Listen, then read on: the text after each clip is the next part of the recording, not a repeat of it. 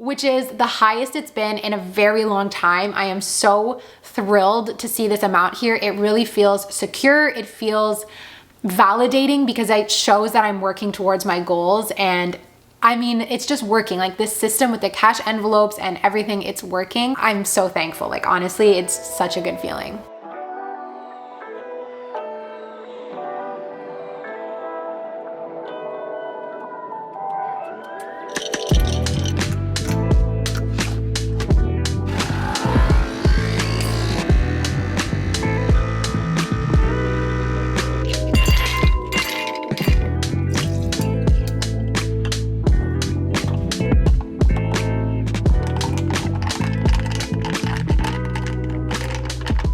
Hi everyone, welcome back to my channel. Welcome to another monthly money update. This one is for the month of June 2023 and I am so excited for it. I've got like an OG feel for this video. I don't know why.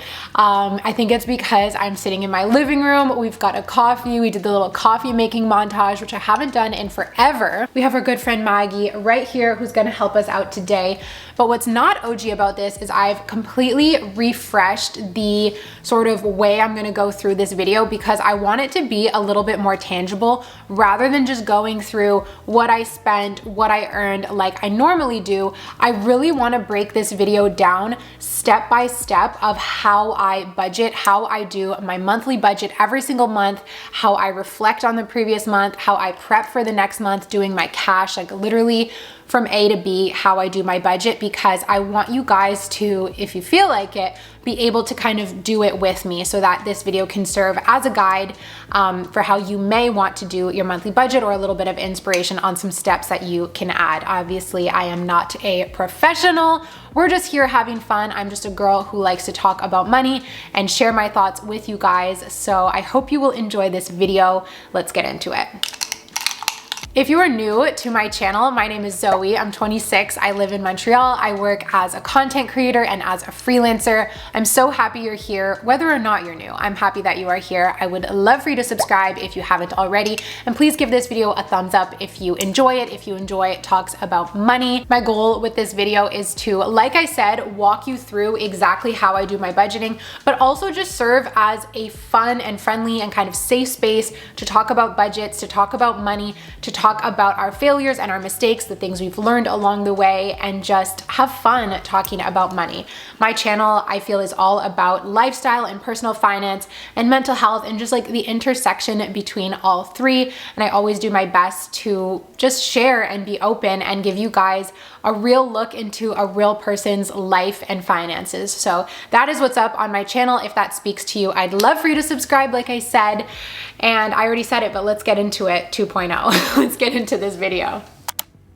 So step one of my budgeting routine is always to reflect.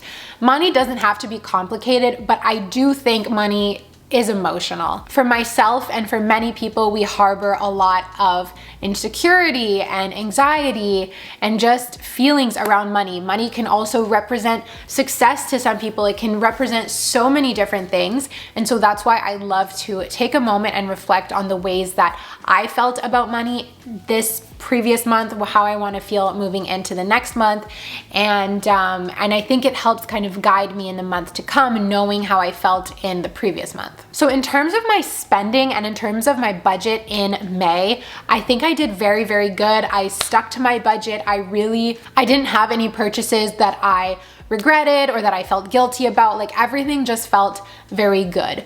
Where I struggled in the month of May is feeling a sense of lack, which I think comes down to a lot of things. It's not actually tied to like how much I'm earning or anything like that. It's really tied to like my self-worth and tying my self-worth to like income and like status almost. Basically comparing myself with people that I see online, people that I see in the street with other, influencers and YouTubers and stuff like that, and comparing my income, comparing my stuff. Like it's just something that I have struggled with for years, that I constantly struggle with and that I'm constantly working through. And I'll get jealous and it's not a good feeling. And I know it's like embarrassing to say this out loud, but If you guys feel this way too, I want you to know that you're not alone. I feel that way. And what I know about comparison is that you will never be done comparing yourself and you will never be satisfied.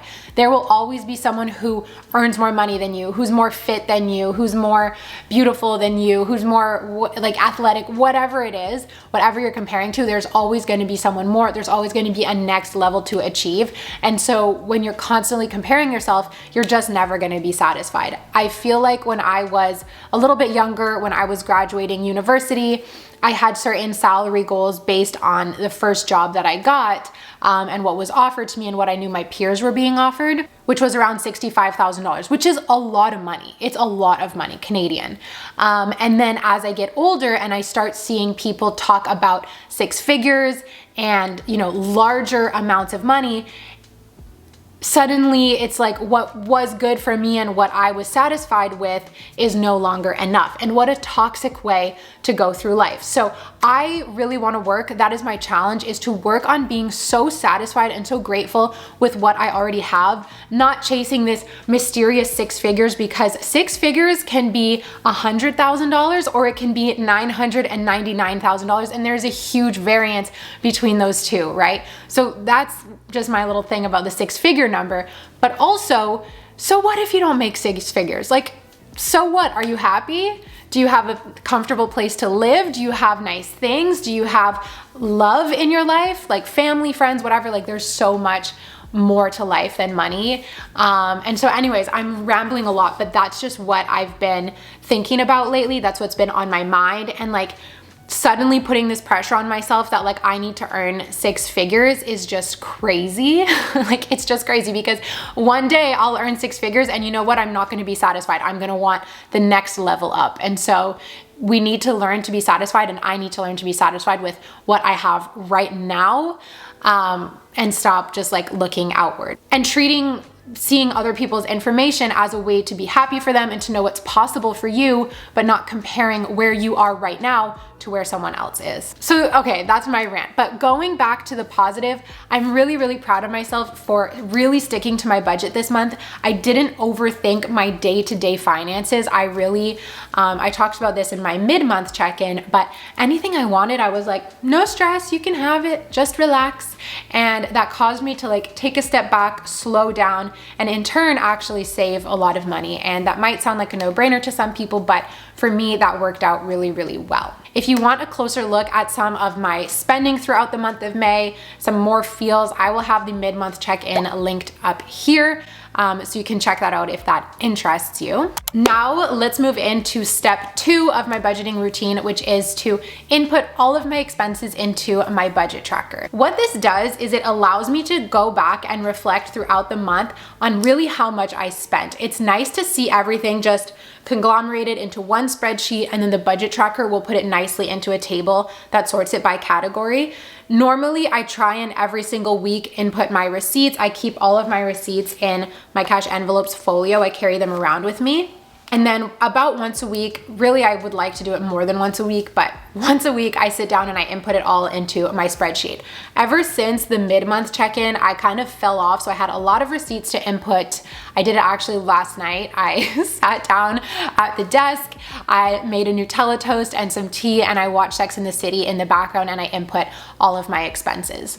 Before I started using this budget tracker and before I was, let's say, more on top of things as it comes to budgeting, I would reflect every month on my purchases. I would go through my credit card statements, I would go through my bank statements, and just look line by line at what I spent. That is a great place to start. Honestly, it's a really good place to start. I used to get really stressed doing that, and I would feel so guilty because I would forget about things that I had purchased. I'd always be shocked at the total on my credit card. So the first thing from that I learned is making that exercise, whatever budgeting exercise you're doing, making it pleasant, making it fun, making it peaceful, calming.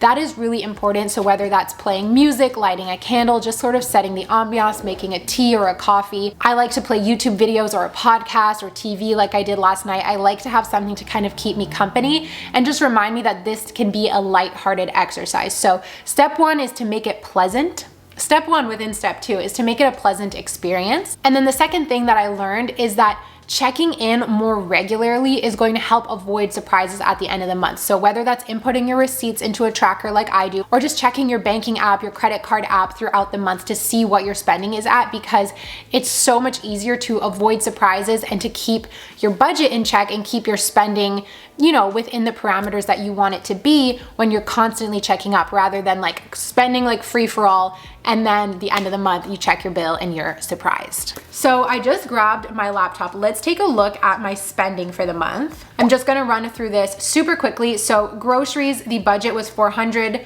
I actually spent $375, so we are on the money there.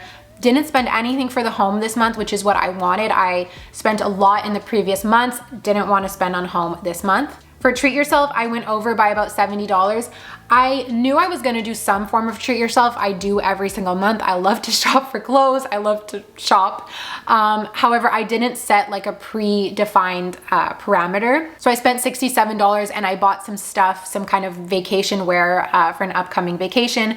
For Maggie, I budgeted $70, ended up spending $218 because I bought a huge bag of food that is hopefully gonna last me multiple months. So that was a bit more of like a upfront cost for the next couple of months. I really beefed up my coffee budget this month. I beefed it up to $50 and only ended up spending $17, which is crazy. I guess I just didn't go out for coffee that much this month. Dining out, I also bumped this one up. This was $250 and I spent about $225, but honestly, I think I'm gonna spend that remaining $25 tonight because we're gonna go for tacos. Tonight is the last month of May. The last day of May, I mean. My biggest category for the month was business expenses. For this one, I set a cash parameter, so I always do $40 in cash, and that's just for like food or cafe, like while I'm working. However, if other things come up, like they did this month, I don't typically restrict myself too much, because when it's things for the business, they gotta happen, you know? So this month I spent $17.13 on the business. I bought a new camera that you are watching this video on, or that I'm filming on right now, and I also bought some office furniture. So it was a pricey month in terms of business expenses. I think sometimes business expenses can come across as like, oh, it's a business expense, who cares? But like, the business is me, I am the business's money is my money, so it's still my money that's coming out here in the bottom line. Everything else I was pretty much on budget for, except for gas. I went a little bit over, and parking. I spent almost $40 on parking this month, which is crazy. My mom visited and we had to drive around a lot. My mom has reduced mobility at the moment because she hurt herself. So I had to drive around a lot and just pay for parking, which, like, it sucks driving around in the city of Montreal because the public transit is so good, but the public transit when it comes to accessibility is really bad here. So we drove a lot, and I'm grateful to have a car, and like, in that sense, I don't mind paying for the parking, but it was like kind of shocking. So my total spending, which includes the cash budget as well as whatever I spent on credit, including those business expenses, was $2,960, so almost $3,000. That is a lot of money, but you guys who've been following me for a long time, you know I am capable of so much worse, so I'm really pleased with this. Step 3 is my favorite step. Actually, I would say it's my second favorite step. This is the step where I will empty out the cash envelopes. So whatever's left in here, sometimes I spent something on credit, sometimes things just fall through the cracks. That's the reality of budgeting, at least for me. But I love coming in and emptying out these envelopes, seeing what's left, and then moving it over to savings. So let me go grab my other camera so we can do our fun little 2-lens setup, and let's empty these envelopes. Alrighty, let's do this. We have our envelopes here. I'm gonna take everything out of my folio. You guys, it's so funny. Maggie's butt is right there. Perfect. So here we have all of the envelopes. I am going to empty all of them out except for one. So when it comes to my cash budget, a question that I will get asked very frequently is, what happens when you go to a place that doesn't accept cash? Or an example would be the other day I was at this restaurant, and I don't know why, but I was so intimidated by the server that I got nervous to like count my cash out in front of him. He was just like intimidating me. Sometimes it happens. Like sometimes you're like, oh my gosh, with the cash, I don't know how much to tip. It's so much easier with the machine. So in those situations, I will pay with the machine, and then I will take the cash out of the envelope. So let's say in this case, it was dining out. I will take the cash out of dining out and put it right away into this spent on credit envelope. This way I can take this, take it to the ATM and put it straight onto my credit card. And what that does is it takes away that, let's say it was $40, it takes away the $40 from this envelope so that I don't accidentally spend it and then go over budget. So that's what this envelope is for, meaning that this will straight away, I will take it to the ATM, deposit it, and then, like I said, put it on my credit card. This next envelope is my savings envelope. Currently, what I am doing with all of the cash that is left over in these envelopes is putting it aside for savings. Technically, because I purchased other things on credit, I should take all of this and put it onto my credit card. But I'm lucky where I'm at a point in my life where I'm earning enough to pay off my credit card with other money and really save this money. And for me, that's another thing I love about the cash budgeting is it's a fun way to get a little bit of extra savings in, because at the end of the month, whatever's left in here, I get to stick it in here and save up for a fun purchase. With this, I am currently saving up for a designer handbag. And you know what? Whatever way we got to get there, if it's saving up our leftover fives, then so be it. I'm saving up my leftover fives, and one day I'm going to have enough and I'll buy a Louis Vuitton bag. So let's empty these envelopes and see how much we'll be able to contribute. This envelope is personal care. I actually bought some stuff online that I don't think I put into here. So I'm going to put these into the spent on credit envelope. We will count this out after and see how much is left. Groceries. We have $30 and some change. The change I'm actually gonna leave in here because this will come in handy next month. Dining out, I'm gonna keep for tonight because we're going out. Business expense, I didn't spend anything here because I spent so much elsewhere. And coffee, you guys saw, I didn't really spend on coffee this month. The last envelope is gifts, but this one I'm actually going to keep because the gift that I offered to my best friend, we're actually gonna use it probably next month or the following. So I'm just gonna keep this cash aside to pay for that when the time comes. So we have $20, $40, $50, $60, $70, $80 that I get to add to my savings envelope. The change I'm just gonna keep aside for next month. I might just put all of the change in. You know what? Actually, I'm gonna put it in coffee because this will come in handy when I'm going out for coffee. So let's move all of the change into the coffee envelope.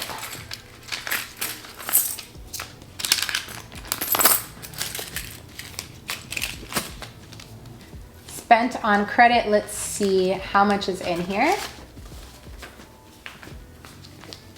So we have 100, 2, 4, 6, 8, $205. That is nice, and that is gonna come in super handy when it's time to pay off my credit cards.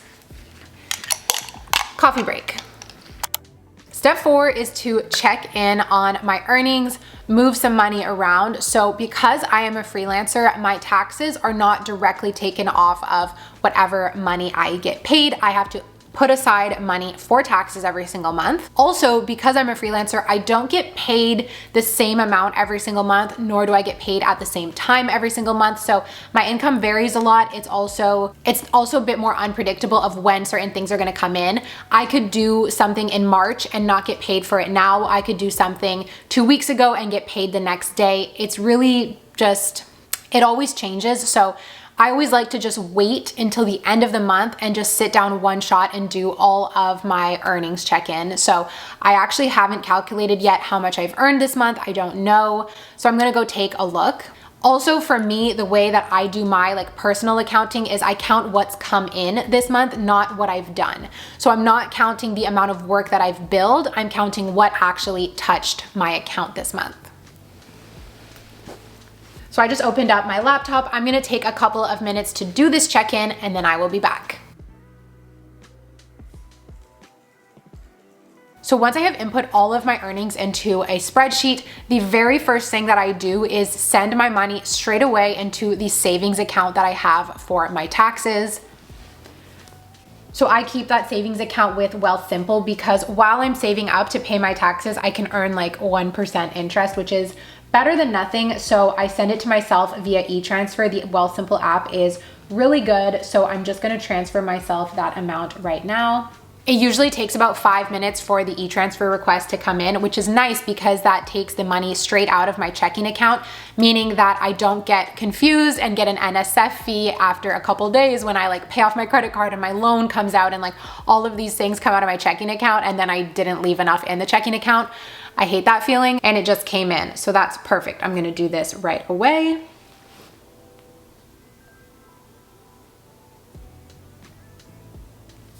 Okay, that's done. After that, what I do is I take all of those earnings, everything after taxes, and I put it into a second kind of checking account or like an online savings account that I have within my main banking. And this is because I don't want to see all of that money in my checking account and think like, yeah, let's go. Like, you know, I don't want to get any ideas. So I like to take it out of my checking account because for me, my checking account is for what I can spend and everything else is like sacred and it's meant for saving and meant for thinking about. So I like to get it out of my checking account as soon as I can. So that's my step 4 of like what I do when I get paid and just moving my money around at the end of the month.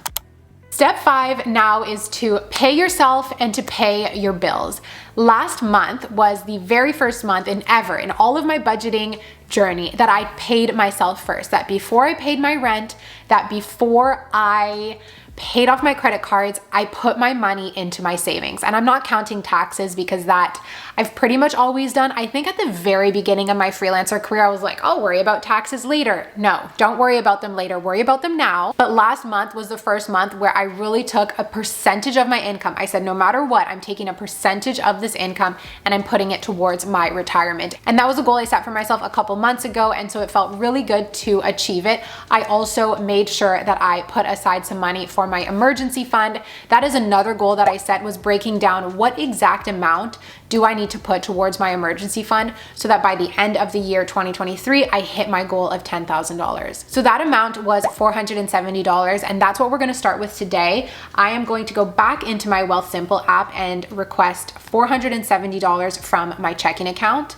Now, obviously, I just took a bunch of money out of my checking account, like I said, to move it into a different account. So I take it back. I know it's weird and it's a lot of moving money around, but for me, it's just what helps me stay organized and helps me only take what I need. So I'm gonna put the money back into my checking, 470, and then I go back to my Wealthsimple because I also have my emergency fund with Wealthsimple, and I'm gonna do 470. So a little mini update that I am so proud of is my emergency fund is currently at $6,755, which is the highest it's been in a very long time. I am so thrilled to see this amount here. It really feels secure. It feels validating because it shows that I'm working towards my goals, and I mean, it's just working. Like this system with the cash envelopes and everything, it's working.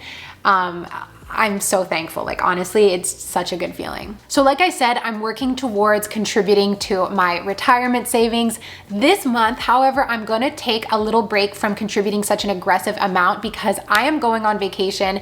We're going somewhere so exciting, but it's also a little bit pricey. So I wanna put aside a bit more money towards the hotel. The flight is already paid for, but I wanna put a bit of money aside towards the hotel. So I'm not gonna put the same percentage that I did last month towards my retirement. I'm gonna do a little bit different, and I think I'm gonna give myself, I'm gonna do $500 for the hotel because I already have $760 saved up. So if I do 500, it more than covers like my half of the hotel, plus it's gonna help cover some spending when I'm there. So I'm gonna do another 500. I keep my travel savings account also with Wealthsimple.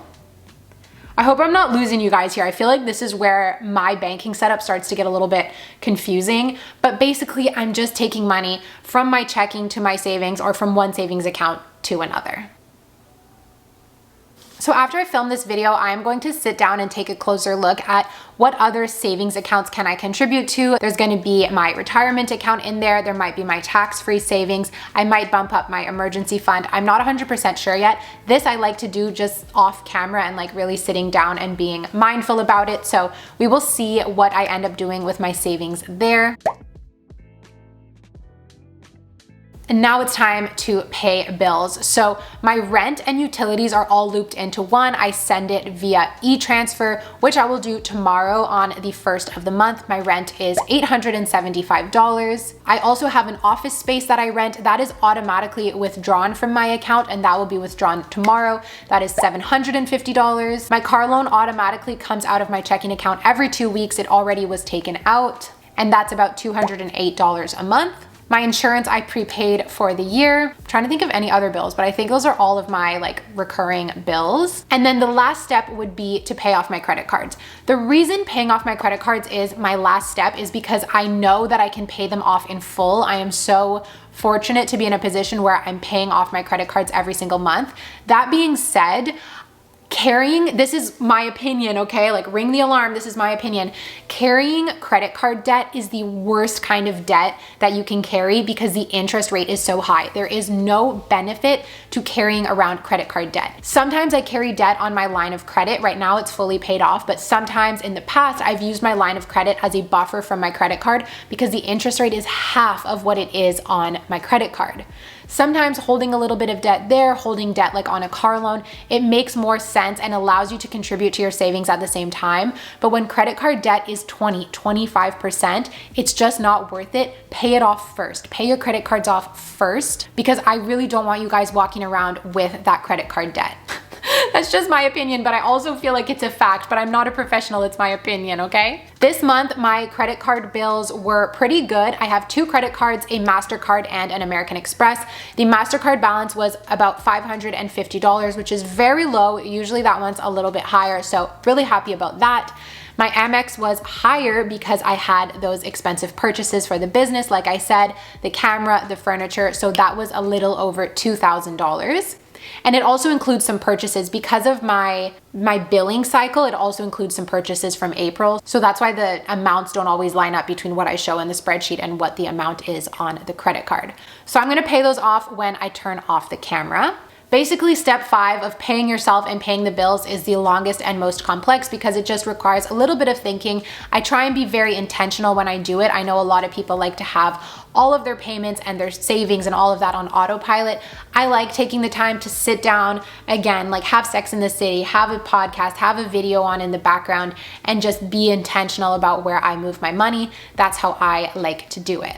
Speaking of moving our money, we have made it to the very last step, the end of this video, which is everyone's favorite part, my favorite part, restuffing the cash envelopes. So we have all of the envelopes here. We need to refill them. I went to the ATM this morning. In case anyone is new, really quick, I like to follow the cash envelopes method for my day-to-day spending. Not all of my spending, but my day-to-day spending, my groceries, my dining out. You guys saw the categories because it helps keep me in line. This method has changed my life. I say it every single time. I love it so much. I've now been doing it since October. I cannot recommend it enough. I will have my whole toolkit linked down below. It's from a company called The Line.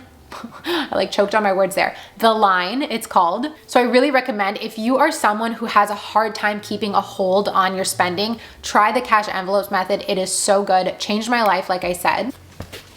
I need to assign a dollar amount per category, and whatever I did last month, so this is what I had for the month of May, it worked out really, really well for me. So I think I'm just gonna do that again. I might make some slight tweaks because of going on vacation, but basically I just do it old school. I do it by hand, and I always take out $1,000 for my cash budget. And then what I do is I do like a backwards kind of Tetris where I'm like, okay, groceries is always $400, and I work my way down. I take from that general pool of $1,000 and associate different numbers to each of the categories so that in total it lines up to $1,000.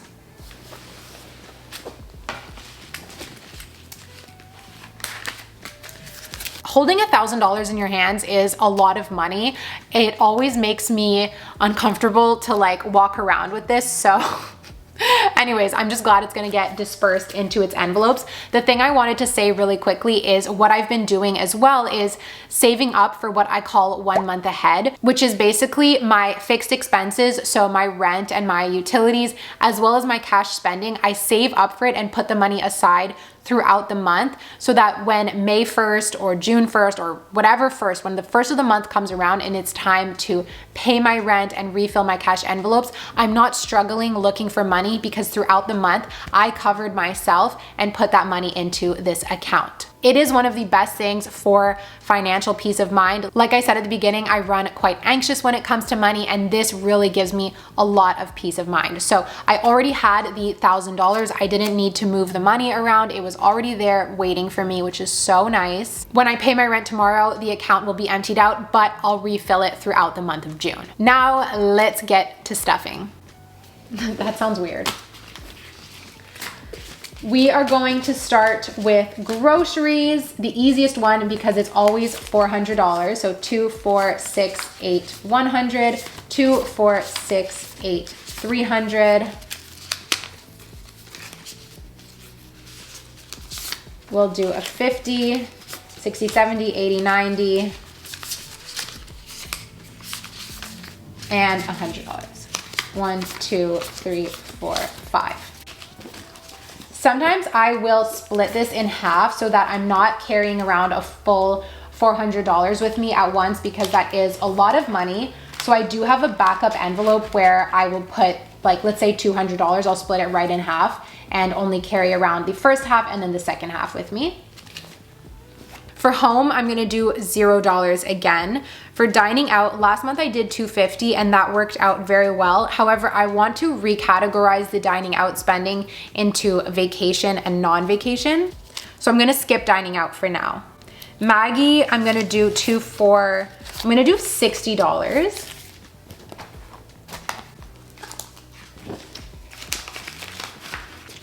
For coffee, I think we can go back down to $40. Plus I have my handy dandy change there. For gifts, I'm gonna add an extra $40.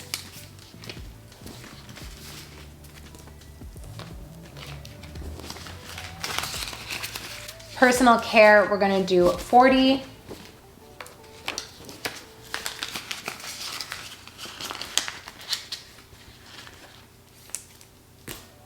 I'm gonna do $40 for transportation, which does not include gas. This is for my Bixi pass or taking the metro. Bixi is the bike sharing system here in Montreal, and an unlimited pass for the month is $20, which is really good. I love doing that in the summer. Business expense, gonna do $40 as well.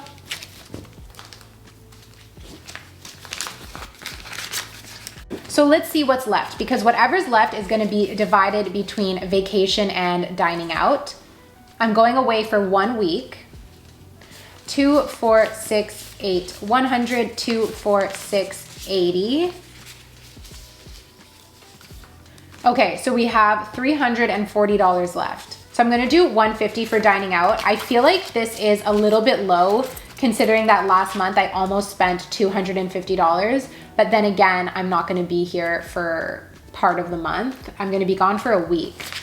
So we'll see how that goes. And then I'm gonna do 100, 150, 60, 70, 80, 90. So almost $200 here for some vacation spending.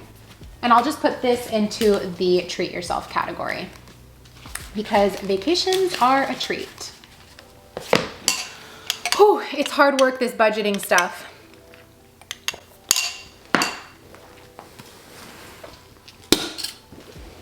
Then we take all of the envelopes and we are going to clip them into my folio here. I actually split them between 2 folios because this is the one I carry with me every day. And then I have this white one as the one I leave at home. So I don't like to carry around that much cash with me at once. It's not safe. Business expense, transportation, gifts, that can stay home. Maggie can stay home. Groceries comes with me. Personal care, dining out. Perfect. So all of these will go in here and the more everyday ones will come with me. Dining out, groceries, coffee.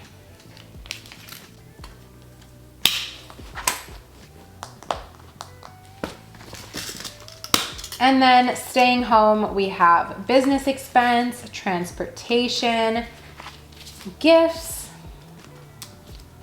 We have Maggie's envelope, personal care. We have the savings envelope and the treat yourself. I'm actually gonna bring spent on credit with me since I need to bring it to the ATM.